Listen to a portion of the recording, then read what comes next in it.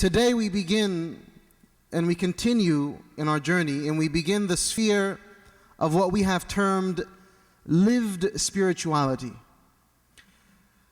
And the question is, why is this important?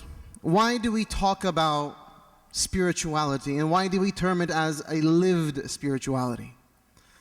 All of us in this room, we recognize certain things about ourselves. We recognize that we have the ability to recognize that I can understand things, I can learn things, I can intellect. I have that ability to believe and disbelieve. Very much a feature of the human being that Allah has created within us. We also recognize about ourselves the ability to sense things with our limbs. Allah gave us the capacity to touch and to see and to hear and to taste and to smell. These are all things that we recognize about ourselves.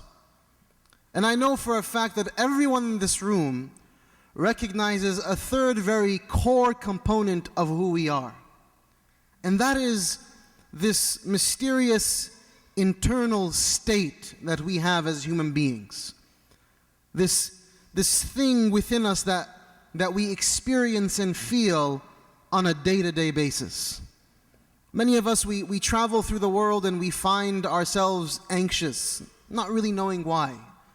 We find ourselves maybe sad or depressed, or happy, or joyous. Many of us, we feel that we have a void within us, that there's something missing within me. I don't quite understand. I just don't feel complete. I don't feel fulfilled in this world. Right? I'm always just searching for something. I'm trying to fill this void within me. That is an experience that we all have. And some of the methods and the ways that people have developed to fill this void vary. Some use entertainment. You know, as a famous author says, we amuse ourselves to death. We just entertain and entertain, whether it's watching a movie or a game or playing games, this show. Just obsessive amusement, YouTube. Why? Because there's something within me that I need to fill, and I'm not sure what it is, and this is something that's just helping me, appeasing me in that regard.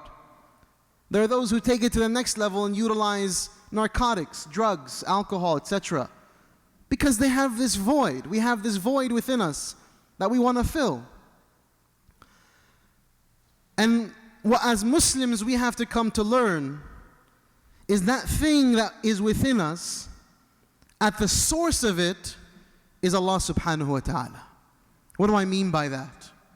When Allah fashioned Sayyidina Adam, ثُمَّ سَوَّاهُ وَنَفَخَ فِيهِ مِنْ رُوحِهِ, that Allah fashioned Adam alayhi salam, He created him, and then He breathed within Adam the divine breath, the ruh, this miraculous, majestic thing that we will never fully comprehend. يَسْأَلُونَكَ عَنِ الرُّوحِ, they ask you about the spirit. Tell them it is from the affairs of Allah subhanahu wa ta'ala.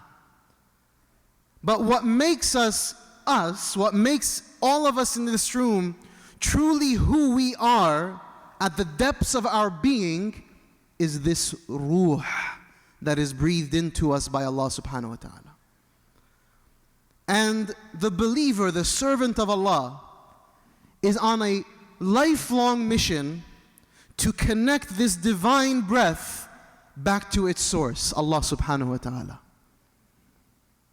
And many of us, when experiencing that, we don't know quite what we're dealing with, so we give it treatments that simply will never affect the way we need these spirits to be affected.